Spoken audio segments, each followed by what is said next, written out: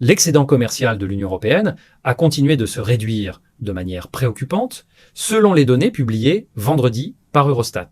Les droits de douane imposés par les États-Unis sur les exportations européennes, combinés à la forte hausse des importations en provenance de Chine, exercent une pression croissante sur la production nationale et soulignent les menaces existentielles qui pèsent sur le modèle économique du bloc européen, fondé depuis des décennies sur une forte orientation exportatrice et une spécialisation dans les biens à haute valeur ajoutée. Depuis plusieurs années, l'évolution des relations commerciales et politiques avec les deux plus grandes puissances économiques mondiales place l'Europe dans une position extrêmement délicate. Les dirigeants européens se sont réunis une nouvelle fois jeudi pour tenter d'identifier des stratégies concrètes permettant au continent de survivre et de s'adapter à cette rivalité économique de plus en plus agressive entre les États-Unis et la Chine, où les mesures protectionnistes et les subventions massives distordent les règles du jeu international. Les chiffres les plus récents confirment ces inquiétudes profondes.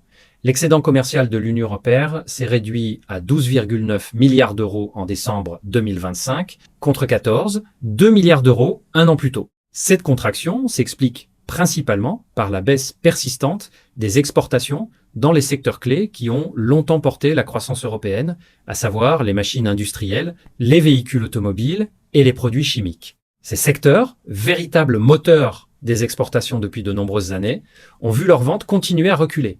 Même si cette diminution a été en partie atténuée par la baisse des importations d'énergie, liée à la normalisation des prix après les chocs précédents. Les exportations vers les États-Unis, principal partenaire commercial du bloc, ont chuté de 12,6% par rapport à l'année précédente, en grande partie à cause des droits de douane supplémentaires mis en place par l'administration américaine. Cette baisse a entraîné une réduction significative de l'excédent commercial avec les États-Unis, qui est passé à seulement 3 milliards d'euros, soit une diminution d'environ un tiers. Les hausses tarifaires rendent les produits européens plus chers sur le marché américain, obligeant les importateurs à réduire leur volume d'achat ou à se tourner vers d'autres fournisseurs, souvent plus compétitifs en termes de prix. Parallèlement, le déficit commercial de l'UE avec la Chine s'est aggravé, passant de 24,5 milliards d'euros à 26,8 milliards d'euros pour le mois de décembre, ce qui représente une augmentation d'environ 15% sur l'ensemble de l'année 2025. La Chine exporte désormais des technologies de plus en plus sophistiquées, des biens d'équipement avancés aux véhicules électriques et aux composants électroniques, se positionnant comme un concurrent direct et redoutable pour les entreprises européennes dans des segments où l'Union européenne pensait conserver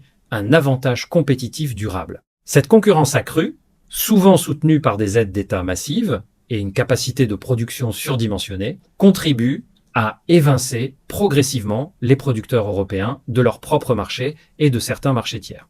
Les exportations européennes ont connu une forte volatilité depuis l'annonce par les États-Unis d'une série de droits de douane au début de l'année 2025. Une fois cette volatilité corrigée pour obtenir une vision plus claire de la tendance sous-jacente, il apparaît que les ventes sont nettement inférieures à ce qu'elles étaient auparavant. Les prix plus élevés du haut tarif incitent les importateurs américains à rationner leurs achats ou à diversifier leurs sources d'approvisionnement, souvent vers des pays d'Asie ou d'Amérique latine. Un élément relativement positif mérite toutefois d'être souligné.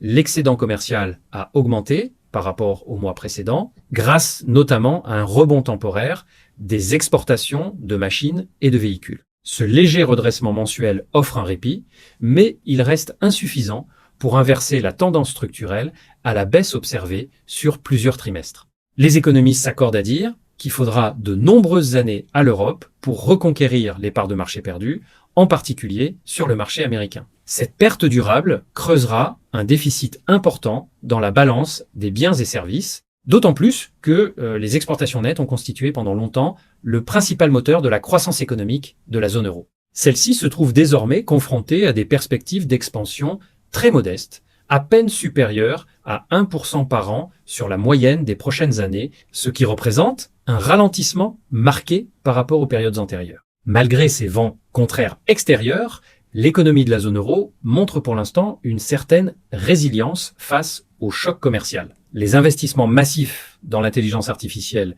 les technologies numériques et la transition énergétique, ainsi que la vigueur persistante de la consommation intérieure soutenue par un marché du travail solide, permettent de maintenir une croissance du PIB à un rythme modeste mais respectable. Au dernier trimestre 2025, la zone euro a progressé de 0,3% par rapport au trimestre précédent, conformément aux estimations préliminaires publiées par Eurostat dans un communiqué distinct. Sur l'ensemble de l'année 2025, la croissance annuelle s'est établie autour de 1,5%, un niveau supérieur à celui de 2024. L'économie croît globalement à un rythme annualisé d'environ 1,25%, en ligne avec sa tendance de moyen terme, a déclaré Kenneth Brou, responsable de la recherche sur l'échange et les taux chez Société Générale. Les perspectives pour l'année en cours restent plutôt positives, notamment pour l'Allemagne, qui semble amorcer un redressement après plusieurs trimestres difficiles. Parmi les signes encourageants, l'emploi dans la zone euro a progressé de 0,2% par rapport au trimestre précédent, restant globalement stable sur 3 mois. Ce maintien d'un marché du travail tendu soutient la consommation des ménages et limite les risques de récession. Un déluge de dépenses publiques, particulièrement en Allemagne, contribue également à cet optimisme retrouvé. Les plans du gouvernement allemand visent à stimuler fortement les investissements dans la défense et les infrastructures, deux domaines qui ont été longtemps sous-investis en raison de contraintes budgétaires passées. Ces initiatives se concrétisent enfin de manière tangible. Les commandes dans le secteur de la défense commencent à se refléter dans les données sur les commandes industrielles, a indiqué Greg Fusesi, économiste chez JP Morgan. Nous continuons de penser que des sommes très importantes sont en train d'être mobilisées et que les résultats décevants de l'année dernière seront suivis d'une exécution beaucoup plus complète et rapide à partir de cette année. Ces dépenses, même si elles tardent encore à atteindre leur plein régime, devraient améliorer sensiblement les chiffres économiques dès le deuxième trimestre et culminer d'ici la fin de l'année.